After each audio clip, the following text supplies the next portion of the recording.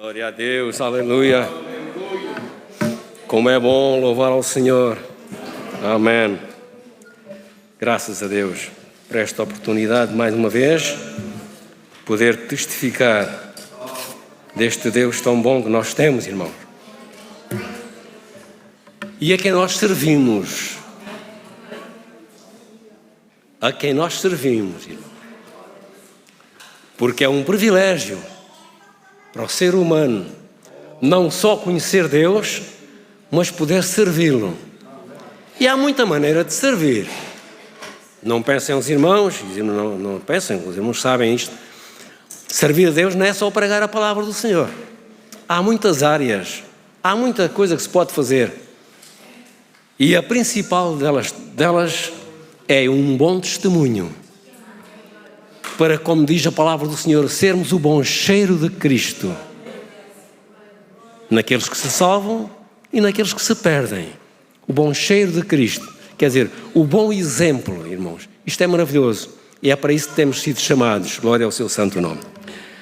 Meus amados irmãos, quem é Jesus? Às vezes fazemos esta pergunta. Quem é Jesus? Jesus perguntou aos seus discípulos o que é que os de fora dizem e perguntam o que é que eles dizem de mim.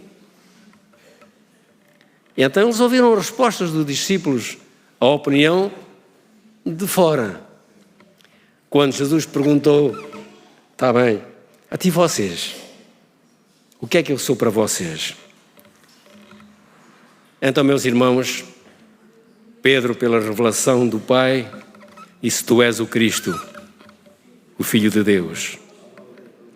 Quem é Jesus, irmãos? Nós conhecemos a palavra de Deus, estudamos a palavra de Deus, meditamos na palavra de Deus e nunca, irmãos, nunca vamos alcançar a totalidade de quem é Deus e quem é a pessoa de Jesus. Nunca vamos alcançar. A nossa mente é fraca, é pequena, a nossa mente chega até um certo ponto. Há pessoas diferentes de outras pessoas. Uns pensam mais aqui, outros pensam um bocadinho mais acima, um bocadinho mais acima, depende da capacidade que Deus dá também a cada um. Mas o mais importante, irmãos, é nós sabermos quem realmente é Jesus. Embora não possamos alcançar a dimensão, não conseguimos alcançar a dimensão das coisas de Deus, irmãos. E há um versículo que eu quero começar na meditação desta tarde, em Colossenses. Colossenses, carta de Paulo aos Colossenses, capítulo 1, versículo 15 a 17. Vamos com muita calma ver o que diz a palavra do Senhor. Afinal perguntamos, e continua-se a perguntar, afinal quem é Jesus, irmãos? Olha o primeiro versículo. Jesus é a imagem do Deus invisível. Aleluia. Jesus é a imagem do Deus invisível. O Deus que ninguém viu. O Deus que ninguém vê. Mas Ele manifestou-se aos homens e ainda hoje se manifesta pelo Filho. Jesus é a imagem do Deus a quem servimos, irmãos. E eu lembro-me daquela expressão que um dos discípulos do Senhor Jesus, depois de alguma conversa com Jesus falando acerca do Pai, eles ficando maravilhados com os conselhos, com a palavra, quem era o Pai, até que Filipe não resistiu à tentação. Ó Senhor Jesus, mostra-nos o Pai, o que nos basta. Falas tanto do Pai, mostra-nos o Pai. E Jesus, muito claro, na sua afirmação, irmãos, disse, não só a Filipe, mas a todos quantos estavam presentes: estou há tanto tempo convosco e não me tendes conhecido, Filipe. Estou há tanto tempo com vocês e vocês não me conhecem, ainda não viram que eu estou no Pai e que o Pai está em mim? Vocês ainda não viram que as obras que eu faço, não sou eu que as faço, mas é o Pai que opera em mim? Eu venho do céu fazer a vontade do meu Pai, eu estou aqui para agradar ao meu Pai. Eu vou terminar o meu ministério, vocês vão ficar como testemunhas daquilo que eu vos tenho dito, daquilo que eu vos tenho ensinado. Eu vou subir para o Pai, vou dar a minha vida primeiramente, mas depois vou subir para o Pai, vou tomar o meu lugar que eu tinha antes de vir ao mundo. A imagem do Deus invisível, irmãos. O versículo a seguir, por favor. Agora reparem, irmãos, isto é de uma profundidade que nós, é como eu disse, não conseguimos alcançar. Porque nele foram criadas todas as coisas que há nos céus e na terra. Tudo foi criado, tudo foi criado. Coisas visíveis, coisas invisíveis, sejam tronos, sejam dominações, sejam principados, sejam potestades, tudo foi criado por Ele e para Ele. É como eu disse, irmãos, a nossa mente não alcança, não tem capacidade para chegar lá. Mas nós não sabemos, irmãos, nem se conseguimos avaliar o que é que está no céu, irmãos. Não conseguimos imaginar. Nas poucas palavras que nós pronunciamos e naquilo que nós sabemos, irmãos, sabemos que o céu é o trono de Deus. E sabemos daquilo que está escrito. Se não fomos ao livro do Apocalipse e vamos ver aquelas coisas maravilhosas que estão no céu, irmãos. Mas nós não conseguimos alcançar, irmãos, coisas visíveis, coisas invisíveis, tronos, dominações, principados, potestades. São coisas que Deus criou, irmãos. E que eu disse que a nossa mente não chega lá de maneira alguma. Mas todas as coisas, tudo foi criado por quem? Tudo foi criado por Ele. Não só por Ele, irmãos, foi criado por Ele e para Ele. E tudo lhe está sujeito. Glória ao seu santo nome. Não é só a igreja, não é só os crentes que estão sujeitos. Tudo está sujeito. Os irmãos sabem, e até muitas vezes têm ouvido pregar, que o diabo faz coisas terríveis na humanidade. Destrói, parte, despedaça, faz coisas miseráveis entre os humanos. Mas faz até à permissão de Deus. E quando o Senhor lhe diz para, ele para mesmo. Porque ele não pode avançar mais. Ele vai até onde lhe é permitido. Os irmãos lembram-se, por exemplo, muitas citações bíblicas, mas os irmãos lembram-se daquele homem que vivia nos sepulcros e que veio ao encontro de Jesus e que os demónios se manifestaram e disseram: porque vieste-nos atormentar-nos, eu sei que tu és o Filho de Deus. E ele mandou calá-los. E eles, muito preocupados, os demónios preocupados, disseram: não nos mandes aqui para fora, nós queremos ficar aqui, permite-nos pelo menos que vamos para os porcos. Então Jesus permitiu que eles entraram nos porcos e os porcos se espinharam, irmãos, e morreram afogados. É obediência à palavra de Jesus, irmãos. Ele é a imagem do Deus invisível. É o Criador de todas as coisas. Glória ao Senhor. Eu entrei, e o versículo agora a seguir, por favor. E Ele é antes de todas as coisas. E todas as coisas subsistem por Ele. Mas quando eu estava a meditar qual era a palavra que ia entregar aos meus amados irmãos nesta tarde, este versículo veio depois da meditação que eu tinha,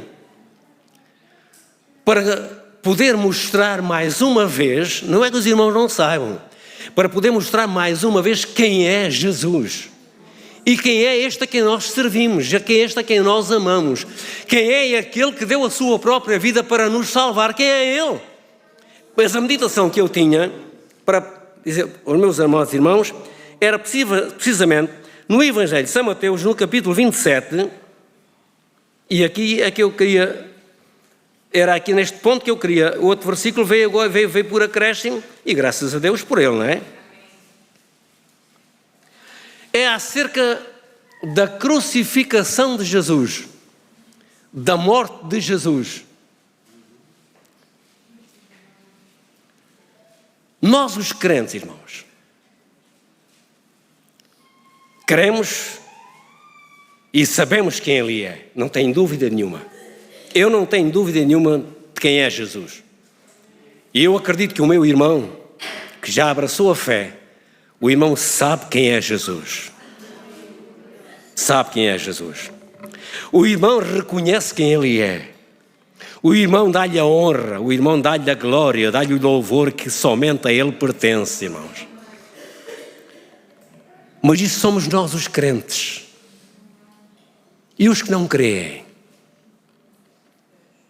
E o versículo que eu quero chamar a atenção dos irmãos é precisamente quando Jesus estava crucificado, o que é que aconteceu quando Ele estava pendurado na cruz.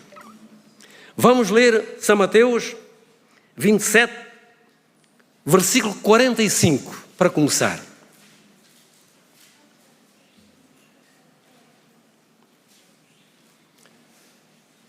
E desde a hora sexta, houve trevas sobre toda a terra até à hora nona. Jesus Cristo foi condenado, foi crucificado. E esta hora sexta, os irmãos entendem, será pela nossa hora, pelo meio-dia, não é? Pelo meio-dia. E houve trevas, irmãos, desde a hora sexta até a hora nona. Desde o meio-dia até às 3 da tarde. Houve trevas. Porquê, irmãos? Porquê? Surge a pergunta, porquê é que teve aquele lugar da Palestina onde Jesus estava crucificado, no Monte do Calvário, porquê é que houve trevas? Porquê é que o sol se escureceu durante 3 horas? Sabem, irmãos, é que o ser humano não reconhece, o ser humano é rebelde. Nós já passamos por lá. Graças a Deus já acordamos. Pelo despertar de Jesus na nossa vida, já despertamos. Mas, meus irmãos, as pessoas no mundo não conhecem quem é Jesus. Mas eu quero chegar ao ponto, por causa deste versículo, e quero chamar a atenção dos irmãos, é para a natureza, a criação. Como lemos no primeiro versículo, todas as coisas foram criadas por Ele. E claro, nisto está incluído o sol, a lua, as estrelas, todas essas coisas. E quando Jesus estava crucificado, irmãos, então houve uma espécie, como nós chamamos, uma espécie de um luto. Porquê? A própria natureza viu o seu Criador pendurado na cruz. Não por causa da natureza, mas por causa do ser humano. Ele estava a pagar o preço para a nossa salvação. E enquanto os homens muitas das vezes não o recebem, não o entendem, a própria natureza mostrou-se e desaparecendo o sol, cobrindo-se o sol durante 3 horas, enquanto Jesus Cristo estava crucificado. E quando do meio-dia até às 3 horas da tarde houve aquelas trevas, e só terminou às 3 horas da tarde com o brado de Jesus: Pai, nas tuas mãos entrego o meu espírito. E morreu. Meus irmãos, a própria natureza ficou sentida, chocada. É por isso que nós convidamos as pessoas a aceitarem Jesus como Senhor e como Salvador, porque não há outra possibilidade de salvação. Não há outra possibilidade. O sacrifício de Jesus não foi por causa dele, dos seus males que ele fez. Ele não foi condenado por causa dos seus pecados. Ele foi condenado pelos meus pecados. Ele foi condenado pelos pecados dos meus amados irmãos. E por nós quando o recebemos e o aceitamos no nosso coração, então Ele perdoa os nossos pecados, lava os nossos pecados e nós ficamos sem pecado, irmãos. O verdadeiro crente está sem pecado. Creia nisto, meu irmão. Creia nisso. Não estou a dizer que o irmão não é pecador. O irmão continua a ser pecador. Mas pecador sem pecado. Porque Jesus já perdoou os seus pecados. E quando você faz alguma asneira, também lhe vai pedir perdão e ele perdoa também. Porque se você tiver pecado, você não passa para a eternidade. Você não entra na presença de Deus. Com pecado ninguém entra na presença de Deus.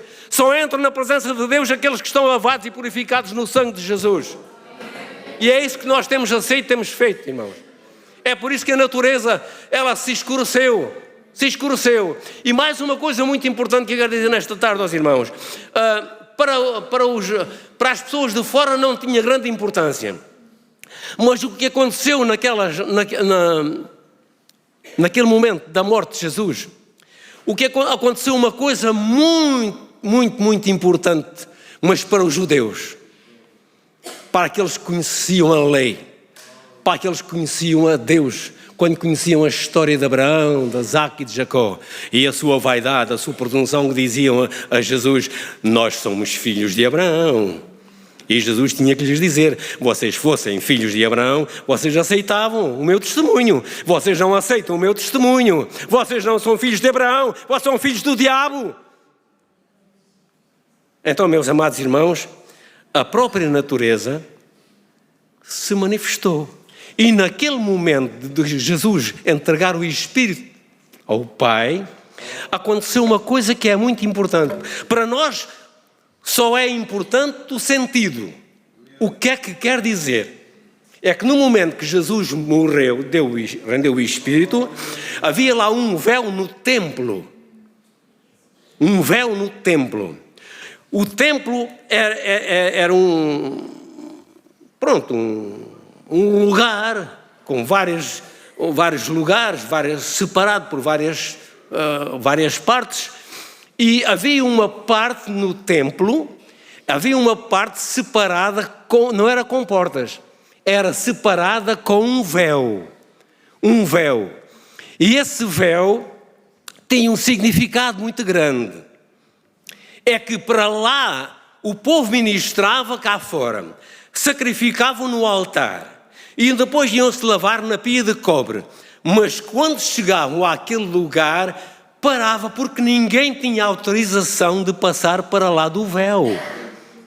Só quem passava para lá do véu era o sumo sacerdote, cumprindo as regras que estavam estabelecidas por Moisés, dadas por Deus, claro. Então o que é que acontecia? É que daquele véu para dentro ninguém podia passar. Porquê, irmãos? Tão simples como isto. É que lá dentro estava a imediata presença de Deus. E ninguém pode entrar na presença de Deus carregado com os seus pecados. E o sumo sacerdote entrava lá, mas com uma lâmina com ouro, com sangue, uma lâmina de ouro coberta com sangue de animal. Então ele entrava no véu com um cuidado e um respeito tremendo, porque ele ia entrar na imediata presença de Deus, mas ele entrava com sangue alheio. E Deus aceitava. E o povo cá fora ficava na expectativa. Deixa lá ver o que vai acontecer ao sumo sacerdote. E ficavam em silêncio, certamente ficavam orando, à espera. Mas, meus irmãos, depois quando o sacerdote ministrava lá dentro, ele tinha umas campainhas que tocava, e enquanto se ouvia as campainhas tocar, era sinal que o sumo sacerdote estava a servir a Deus e estava a ser atendido pelo Senhor. Se as campainhas deixassem de tocar, era porque o sacerdote tinha morrido. É por isso que o sumo sacerdote entrava lá uma vez por ano, irmão. Não era de qualquer maneira, irmãos. Isto tem um significado muito grande para cada um de nós. É que a presença de Deus, ninguém pode chegar à presença de Deus de qualquer maneira. O sumo sacerdote só entrava lá com sangue de animal. Nós entramos hoje no santuário de Deus, entramos lá pelo sangue de Cristo, irmãos. Porque no momento que Jesus morreu, o véu do templo rasgou-se de alto a baixo. Não foi de baixo para cima, porque de baixo para cima podia ser o sumo sacerdote, um homem que pegasse naquele véu e o rasgasse. Não. Ele rasgou-se de cima para baixo em sinal que foi Deus que abriu o caminho. O caminho, meu irmão, meu amigo, o caminho está aberto. Chega-te para Jesus, não por sangue de animais, mas pelo seu próprio sangue. Glória ao seu santo e maravilhoso nome. Aleluia. E aconteceu mais qualquer coisa, irmãos. Versículo 51. Eis que o véu do templo se rasgou em dois de alto a baixo. O que é que aconteceu mais, irmãos? Tremeu a terra. Não foi só o sol que se escureceu, não. Tremeu a terra. Fenderam-se as pedras, irmãos. Em sinal daquilo que é tudo em todos. Tinha vindo ao mundo fazer uma obra para salvar os miseráveis do ser humano, irmãos. E hoje estamos abrangidos por este sangue. Louvado seja Deus. Eu vou avançar porque quero continuar. Houve uma coisa que aconteceu também neste momento da morte de Jesus. São Mateus 27, 54.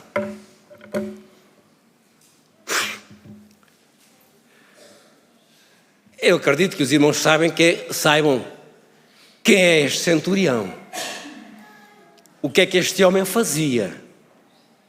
Este homem era o comandante de um pelotão. Um pelotão de homens, certamente dá a entender que seriam 100 homens, por isso é centurião.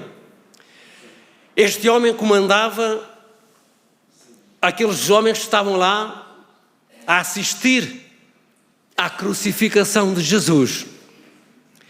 Este homem acompanhou o julgamento de Jesus na casa de Caifás, acompanhou o julgamento de Jesus na casa de Pilatos.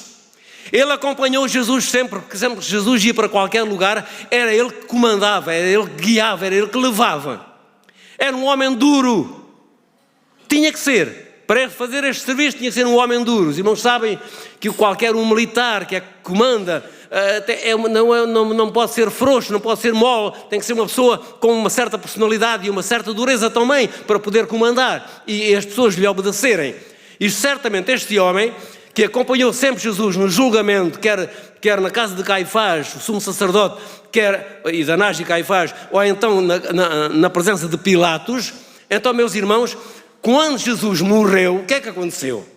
O centurião e os que com ele guardavam Jesus, vendo o terremoto e as coisas que haviam sucedido, teve grande temor e disseram: verdadeiramente, este era o Filho de Deus.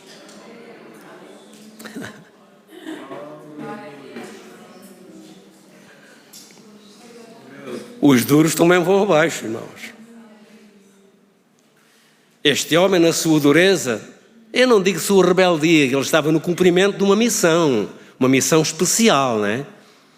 Mas este homem, ao contemplar o julgamento, depois de ouvir as pessoas cá fora, não só os líderes religiosos, mas as pessoas cá fora, durante o julgamento, quando Pilatos perguntou: bem, agora vem o dia da festa da Páscoa, e aproxima-se este dia, e como vocês sabem, todos os anos eu dou um prémio a vocês, todos os anos eu solto um preso, com boa vontade que eu tenho. Então eu vou dar liberdade a vocês para escolherem. Escolham lá um preso. Mas ele estava convencido que as pessoas iam pedir para soltar Jesus. Mas as pessoas gritaram: não, é esse não. Solta-nos Barrabás, que era um criminoso. Solta-nos Barrabás. Até mas o que é que eu faço, Jesus? Que seja crucificado. E este homem assistiu todas estas cenas. Mas é como eu disse. E é como nós conhecemos aquela frase: água mole em pedra dura. É uma expressão do povo, não é? água mole em pedra dura, tanto dá até que fura, não é? É a expressão do povo, irmãos. Este homem, apesar da sua dureza e da sua responsabilidade que ele tinha, quando ele viu Jesus crucificado, e quando ele sentiu a terra a tremer, já tinha visto 3 horas sem sol, veio a terra a tremer, este homem deu glória a Deus e disse: verdadeiramente, este homem era o Filho de Deus. Mas há um outro versículo que eu gostava que os irmãos lessem também comigo. Lucas 23, 48, por favor. Há vários evangelistas a relatar a morte de Jesus. Desta vez vamos ver o que é que Lucas diz. Repara o que diz a palavra do Senhor.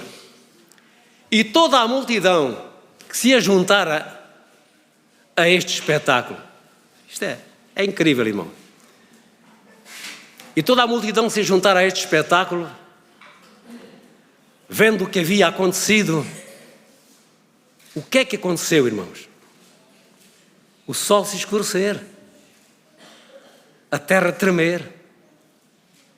Estes eram aqueles que gritaram: crucifica-o, crucifica-o. Vendo o que havia acontecido, voltava batendo nos peitos. E os irmãos sabem o que é que isto significa. Sentido de remorsos. Isto é o sentido de remorsos do ser humano.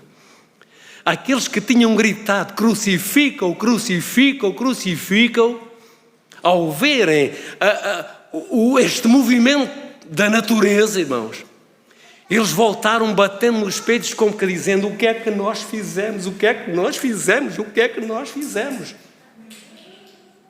Este sinal batendo nos peitos é precisamente isso, irmãos. Antigamente, irmãos, o povo judeu, quando acontecia alguma coisa muito triste na sua família, principalmente o líder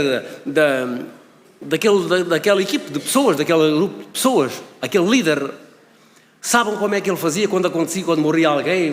Eles rasgavam as suas roupas, rasgavam suas vestes, rasgavam, colocavam o seu peito à mostra. É sinal de aflição, é sinal de angústia daquilo que tinha acontecido. E agora, meus irmãos, o povo voltava, saiu lá do lugar onde estava e começa a bater nos peitos, irmãos, como que dizendo: o que é que nós fizemos, o que é que nós fizemos, irmãos. Eu vou terminar, tentem mais um pouquinho. Os irmãos sabem, os que conhecem as Escrituras sabem disto. Qual foi a mensagem mais forte que o apóstolo Pedro pregou no dia de Pentecostes? O que é que aconteceu naquele dia? Qual foi o poder da mensagem do apóstolo Pedro? É precisamente fazer ver ao povo o crime que eles cometeram. Vamos lá ver, irmão. Atos 3, 15. 13 a 15. Atos 3, 13 a 15. Atos 3, 13. Primeiro por 13, por favor. Atos 13. Esse. Na pregação de Pedro, ele usou esta expressão. Claro, não vamos ler mais atrás. O Deus de Abraão, de Isaac e de Jacó, o Deus dos nossos pais, glorificou a seu Filho Jesus. Agora repare, irmãos, a acusação: a quem vós entregastes e perante a face de Pilatos negastes, tendo ele determinado que fosse solto, conforme eu já tinha comentado. Versículo a seguir, 14. Agora repare: mas vós negastes o santo e o justo, e pedistes que se vos desse um homem homicida. Versículo 15.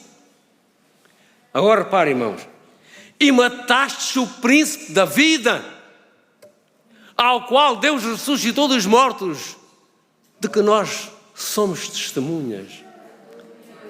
Vós matastes o príncipe da vida. Ó irmãos, quando esta mensagem chegou aos ouvidos dos judeus, Eles que tinham assistido a todos aqueles acontecimentos, estavam a par de tudo o que se passava naqueles lugares. Ao saberem daquilo que tinha acontecido no Calvário. E agora, ao ouvirem esta mensagem, eles recebem uma acusação frontal. Foram vocês que pediram que fosse morto o príncipe da vida. Vocês mataram o príncipe da vida. Eu agora vou terminar com o versículo 17. Isto é um versículo de consolação. Pedro dizia: e agora, irmãos? Eu sei que o fizestes por ignorância, como também os vossos príncipes. Eu sei que o fizestes por ignorância. E vou terminar dizendo, irmãos, nós também vivemos na ignorância enquanto não conhecemos a palavra de Deus. Também vivíamos numa ignorância. Não conhecíamos a Deus, irmãos. Vivíamos numa completa ignorância, tal como estes homens. E quando eles pediram que Jesus fosse morto, agora o apóstolo Pedro, cheio do Espírito de Deus, ele abria o seu coração como querendo agora ajudá-los. Eu sei, meus irmãos, que vocês não fizeram isto por maldade, vocês fizeram isto por ignorância, como também os vossos príncipes. E depois, mais à frente, o que é que nós encontramos, irmãos? Que faremos, varões e irmãos? A aflição era tão grande. Que faremos, varões e irmãos? Que faremos, varões e irmãos? E a resposta de Pedro: arrependei-vos. Aleluia. Arrependei-vos. Arrependei-vos e crede no Evangelho. O que é que aconteceu contigo, meu irmão? O que é que aconteceu comigo? Depois de vivermos na ignorância, na cegueira espiritual, quando ouvimos a bendita palavra de Deus, deixámos que o Espírito do Senhor nos convencesse que éramos miseráveis pecadores, apontou-nos Jesus como o Salvador e dissemos: Jesus, eu te aceito como Senhor e como Salvador. É tão simples como isto, irmãos. Mas eu quero terminar dizendo aos irmãos, para se crer nestas coisas, irmãos, é preciso pôr a fé a funcionar. Ponha a fé a funcionar. Não seja como aqueles que dizem: eu só acredito vendo. Pois eu não preciso ver para crer que Jesus é o Senhor da minha vida, é o Salvador que perdoou os meus pecados, é aquele que me garantiu vida eterna.